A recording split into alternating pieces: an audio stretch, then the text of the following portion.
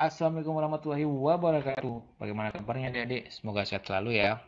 Nah, pada video kali ini kita akan membahas terkait prediksi soal UTBK SBMPTN Saintek tahun 2022, di mana khusus untuk materi fisika ada 3 yaitu gerak lurus, gerak melingkar, dan gerak parabola. Oke, sebelum nonton ini jangan lupa like, komen, dan subscribe ya. Nah, langsung saja ke soal nomor 1. Jika kecepatan rata-rata sebuah benda sama dengan 0, maka apakah benda bergerak dengan kecepatan tetap? Atau B, jarak yang ditempuhnya sama dengan 0? Atau C, benda bergerak bolak-balik? Atau D, perpindahan benda itu sama dengan 0?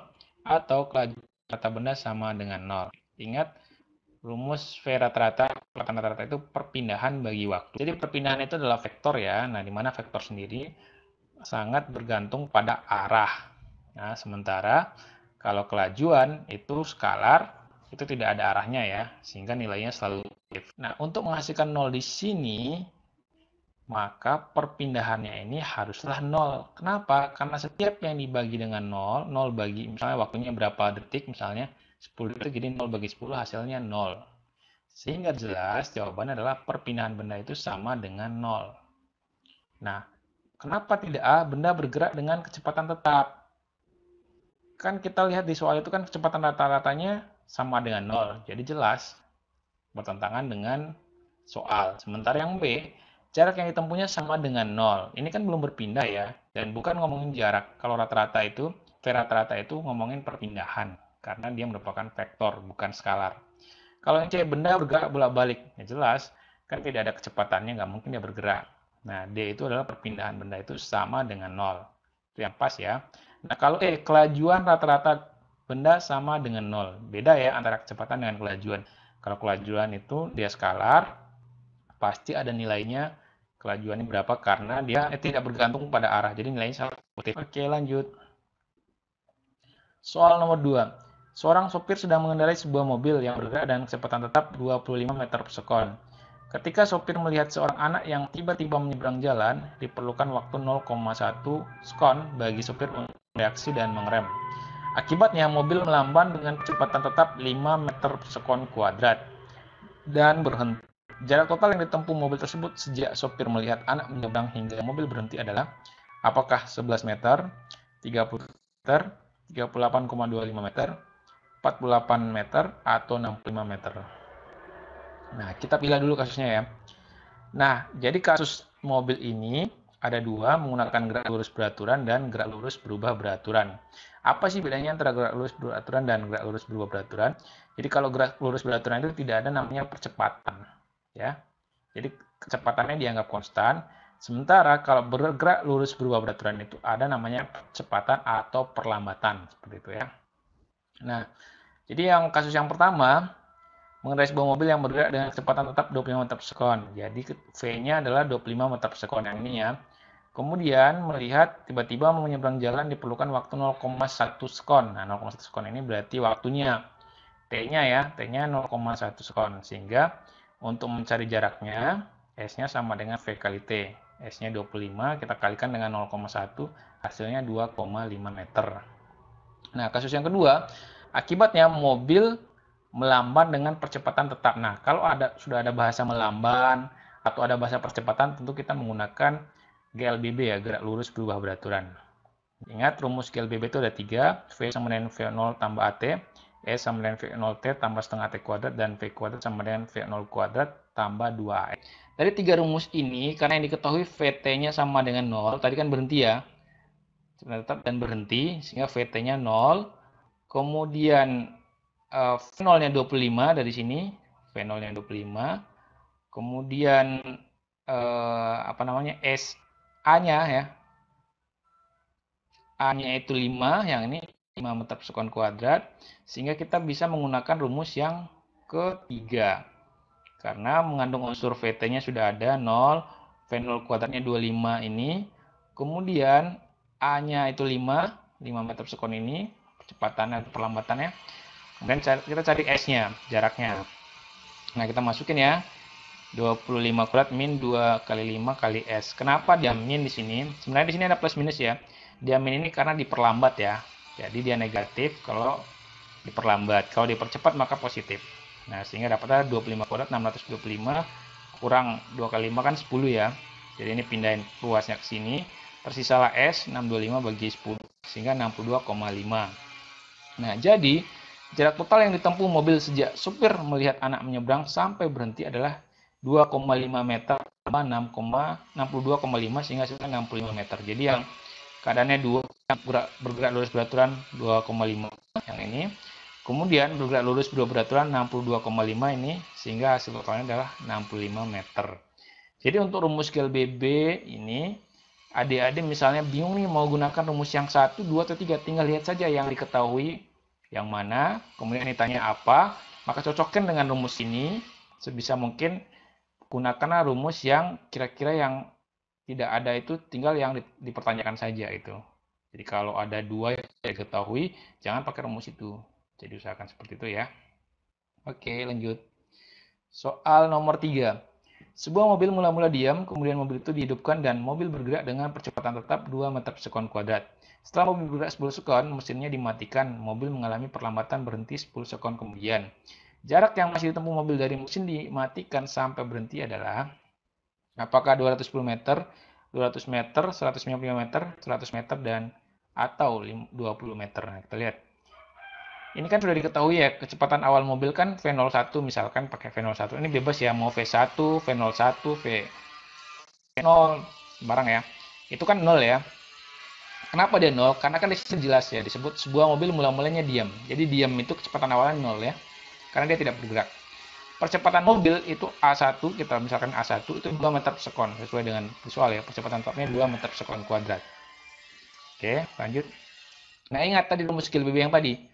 V sama dengan V0 tambah AT atau S sama dengan V0T tambah setengah T kuadrat atau V kuadrat sama dengan V0 kuadrat tambah 2S. Nah, dari 3 rumus ini kira-kira rumus mana yang kita gunakan ya? Dari yang diketahui ini. Oke, nah setelah mobil bergerak 10 sekon, yang ini ya, mesinnya dimatikan, maka kecepatan mobil. Nah, kita awalnya mencari kecepatan ya, sebelum mencari nanti jarak yang ditempuh ya mobil. Nah, kita cari kecepatannya dengan menggunakan rumus yang pertama. VT1 sama dengan V01 tambah A1 T1. V0-nya kita tahu bahwa dia 0 karena diam kan. Kemudian A-nya 2 meter per sekon kuadrat kali 10 sekon. T-nya ini adalah 10 sekon. Nah, dapatlah kecepatannya ini. Jadi, mobil mengalami perlambatan dan berhenti 10 sekon kemudian.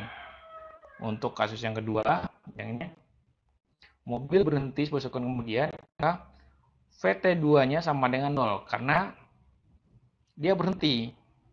Nah, setelah bergerak selama 10 sekon, maka dia berhenti, maka VT2-nya sama dengan 0. Nah, kita hitung nilai percepatannya, A-nya. Pakai rumus yang ini juga, yang pertama juga. Sehingga kalau kita keluarkan A-nya yang ini, dapatlah ini ya, VT kuadrat min V0 kuadrat per T2 ya. Nah, V02 ini kita misalkan sebagai VT1-nya, supaya pas nih VT2 min VT1 bagi T2. VT2-nya kan kita tahu nilainya 0 ya, karena dia diam kan. Nah, mobil mengalami perlambatan berhenti kan.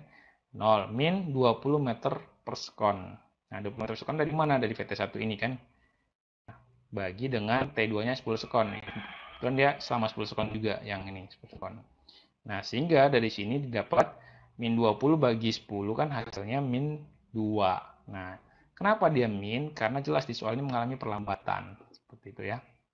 Nah, sehingga jarak yang ditempuh mobil dari mesin dimatikan adalah pakai rumus yang S ini. Karena ditanyakan jarak. Nah, untuk mendapatkan S ini, kita harus memenuhi yang ini. V02 T kuadrat tambah setengah A2 T2 kuadrat. Nah, V02 kan sudah kita tahu ya. V02 kan 20 meter per sekon. Kan? Dari yang ini kan. Dengan 10 sekon ya.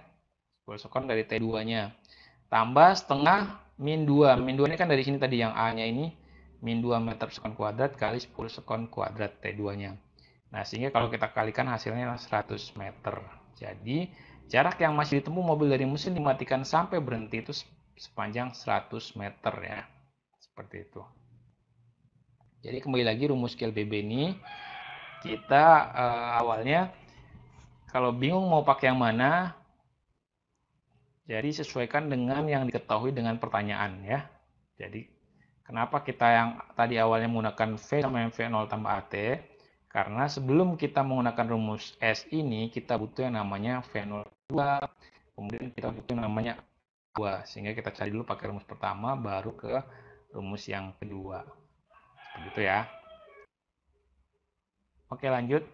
Nah, sebuah batu dilempar vertikal ke atas dengan laju awal 30 meter per sekon dari puncak sebuah gedung yang tingginya 80 meter. Jika besar percepatan gravitasi 10 meter per sekon kuadrat, maka waktu yang diperlukan batu untuk mencapai dasar gedung adalah apakah A 12 sekon, B 10 sekon, C 9 sekon, D 8 sekon, atau E 7 sekon. Nah, misalnya kita gambarkan seperti ini ya. Dari gambar ini kan kelihatan ya bahwa ternyata tinggi gedung ini 80 meter. Nah, sesuai dengan di soal kan 80 meter. Nah, kemudian ada seseorang yang melempar batu ke atas ini. Nah, ini belum tahu jaraknya berapa nih kan.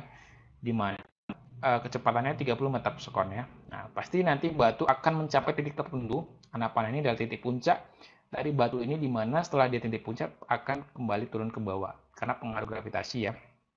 Nah, kita awal mulanya adalah mencari ketinggian maksimum. Berapa sih ketinggian maksimum ini? Supaya kita tahu tinggi total dari batu ini berapa. Nah, tujuannya apa? Nanti supaya kita bisa menghitung waktu yang diperlukan batu dari titik ini sampai ke dasar gedung nantinya. Oke. Pada ketinggian maksimum, kecepatan benda sama dengan 0. Kenapa sama dengan 0? Karena kita tahu bahwa benda ini akan diam kalau sudah mencapai titik puncak atau titik maksimumnya. Seperti itu ya. Nah, rumusnya adalah VT sama dengan V0 min GT. Kenapa dia min atau negatif? Karena benda ini bergerak diperlambat. Kenapa diperlambat? Karena kan bendanya menuju ke atas ya. Itu melawan gravitasi ya. Makanya bendanya dianggap melambat. Nah, sehingga kita matikan nilai VT-nya 0 ya. Kenapa 0? Tadi kan karena dia sudah diam ya, diam. Kemudian P0-nya ada 30 sesuai dengan yang diketahui di soal. Ini 10T. Nah, dari mana 10 ini? Sesuai dengan yang diketahui 10 meter per sekon kuadrat, di mana percepatan gravitasi yang kita tahu bahwa kalau tidak 10 meter per sekon kuadrat, itu menjadi 9,8 meter per sekon kuadrat. Nah, kebetulan ini diketahui ya, 10 meter per sekon kuadrat. Nah, biasanya beberapa kasus untuk mempermudah perhitungan, kalau tidak diketahui juga bisa kita langsung memilih angka 10 meter per sekon kuadrat. Sehingga nilai T-nya kita pindah ruas ya, yang min 10T ini. Min 10T pindah ke kiri, sehingga min 10T sama dengan 10T sama dengan 30, sehingga T-nya 3 sekon ya, 30 bagi 10 ya. Nah, kemudian kita mencari ketinggian maksimum benda. Jadi dari ini kan 80 nih, nah kita harus mencari ketinggian maksimumnya berapa. Kita tahu ketinggian total dari gedung ini. Jadi ketinggian maksimum itu rumusnya VT kuadrat sama dengan V0 kuadrat 2GS. Nah, sebenarnya hampir sama ya, atau sama dengan rumus GLBB sendiri ya. Cuma bedanya di sini kalau di gerak parabola seperti ini menggunakan percepatan gravitasi ya, sehingga yang tadinya percepatan di GLBB sebagai A, maka percepatan gravitasinya sebagai G di gerak parabola. Sehingga mainnya tinggal min plusnya aja. Nah, sehingga rumusnya VT kuadrat sama dengan V0 kuadrat min 2GS. Nah, kita masukin PT kuadratnya kan kita sudah tahu ya, dia 0 kuadrat. Karena pada saat ketinggian maksimum dia diam. Nah, sama dengan 30 kuadrat. 30 kan dari soal ini kan. Kemudian min 2 kali 10S. 10 ini adalah kayak gravitasinya. Sehingga 0 sama dengan 900 min 20S. Nah, kita pindah ruas 20S-nya ke sana sehingga positif. 20S-nya sama dengan 900. Sehingga S-nya adalah 45 meter. 900 bagi 20 ya. Jadi, ketinggian batu maksimum jika diukur dari dasar gedung adalah 80 meter tambah 45 meter sama dengan 125 meter. Nah, ini ketinggian. Pertanyaan di soal adalah waktu yang diperlukan batu untuk mencapai dasar gedung. Nah, caranya bagaimana? Setelah kita mendapatkan ketinggian, maka kita mencari waktunya. Waktunya kita menggunakan rumus S sama dengan V0T tambah setengah GT kuadrat. Nah, kenapa sekarang menjadi positif sementara yang tadi rumusnya negatif-negatif? Karena ini menuju pusat bumi. Nah, kita tahu dia searah dengan percepatan gravitasi atau G-nya, sehingga nilainya positif. Sehingga geraknya dipercepat ya. Sehingga S-nya tadi ya sudah kita tahu 125, kita masukin. V0-nya menjadi 0 kali T, tambah setengah kali 10 kali T kuadrat. Nah, sehingga tersisa 125, ini 0-nya hilang, 0 kali T 0, 5T ya, 5T kuadrat, karena 10 bagi 2, sehingga 5T kuadrat. Nah, T 25. Nah, akar dari 25 ini adalah 5, sehingga T-nya 5 sekon. Jadi yang dibutuhkan batu dari awal melempar sampai di dasar gunung adalah 3 sekon tambah 1 sekon sama dengan 8 sekon. Nah, 3 sekonnya dari mana sih? Kan dari sini. 3 sekon ini adalah untuk mencapai puncak, puncak sini, ya kan? Nah, 5 sekonnya untuk ke bawah. Nah, sehingga dari sini dia ke sini dulu 3 sekon, baru ke bawah 5 sekon, sehingga totalnya adalah 8 sekon. Ya, seperti itu. Paham kira-kira adik-adik? Yuk. Nomor 5, suatu benda bergerak dengan berat dinyatakan ST, T pangkat 3 min 6T kuadrat tambah 15T tambah 4, satuan S dalam meter dan T dalam sekon. Apabila pada saat percepatan 0, maka kecepatan benda tersebut adalah apakah A 1 meter per sekon, B 2 meter per sekon, C 3 meter per sekon, D 4 meter per sekon, atau E 5 meter per sekon. Nah, kita lihat. Jadi kita ketahui persamaan geraknya, atau ST sama dengan T pangkat 3 min 6T kuadrat tambah 15T tambah 4. Maka kita menurunkan dia terhadap waktu. Nah, jadi kalau kita menurunkan sekali itu akan menghasilkan VT, di mana kan turunan dari waktu satu kali itu dst per dt itu menjadi kecepatannya ya. Nah, cara sudah adik-adik pelajari di pelajaran matematika ya. Jadi tinggal 3T-nya 3 diturunkan, pangkatnya dikurangi 1 gitu ya. 3 kali T kan menjadi 3T. Pangkatnya semulanya 3, kalau dikurangi 1 menjadi 2. Kemudian ini 2 kali 6 menjadi 12. Pangkatnya dari kurangi 1 jadi 1. 15T ini 1 diturunkan 1 kali 15, 15. T-nya pangkatnya 1 kurangi 1 kan 0. Nah, setiap yang dipangkatkan 0 kan hasilnya 1. Jadi 15 kali 1 tetap 15. Nah, 4 ini hilang. Kenapa? Karena tidak ada koefisien T-nya ya. Ini sudah sebagai konstanta, sehingga kalau diturunkan nggak bisa dia atau hilang ya. Nah, ini merupakan persamaan atau fungsi kecepatan terhadap waktu. Nah, kalau diturunkan sekali seperti ini, dia merupakan kecepatan. Nah, kalau adik-adik mau mencari percepatan, karena ini kan bahasanya percepatan ya, kecepatan 0 ya, turunkan lagi nih sekali lagi. Turunkan kecepatan terhadap waktu. Jadi, kalau menurunkan jarak terhadap waktu itu hasilnya kecepatan. Jadi, kalau turunkan kecepatan terhadap waktu itu hasilnya percepatan ya. Nah, tinggal kita turunkan 3T pangkat 2 min 12T tambah 15. Nah, 2 dikali 3 kan 6. Pangkatnya hilang, kurang 1 ya, 2 kurang 1 kan 1, jadi 6T. Min 1 kali 12, 12. Pangkatnya hilang ya, karena 1 kurang 1, 0 kan. T pangkat 0 kan 1. 12 kali 1 ya, min 12. 15 ini hilang ya, karena tidak ada koefisien.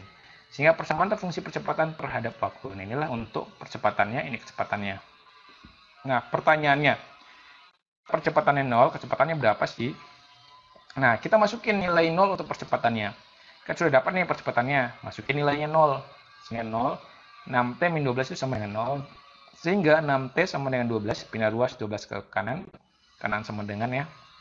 Sehingga nilai T-nya 2 sekon, karena 12 bagi 6 kan 2 ya. Nah, pada saat T-nya 2 sekon, waktunya 2 sekon, berapa sih kecepatannya? Kita masukin di rumus kecepatan yang ini kan 3T kuadrat min 12T tambah 15. Kita masukin T-nya sebagai 2 sekon ya. T-nya 2 sekon ya, sorry. T-nya 2 sekon, sehingga kita masukin 3 kali 2 kuadrat min 12 kali 2 tambah 15. Jadi nilai T ini kita ganti dengan 2 ya. Sehingga dapatlah 3 meter per sekon ya. Sehingga kecepatan benda tersebut adalah 3 meter per sekon. Seperti itu ya. Nah, kira-kira sampai sini paham adik-adik? Oke, kalau ada pertanyaan silakan komentar di kolom komentar ya. Oke, baiklah.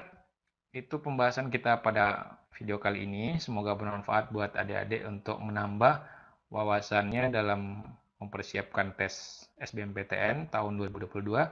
Kakak doakan semoga adik-adik bisa lulus di kampus impiannya dengan jurusan yang diimpikan pula. Demikian, semoga bermanfaat. Jangan lupa like, komen, dan subscribe.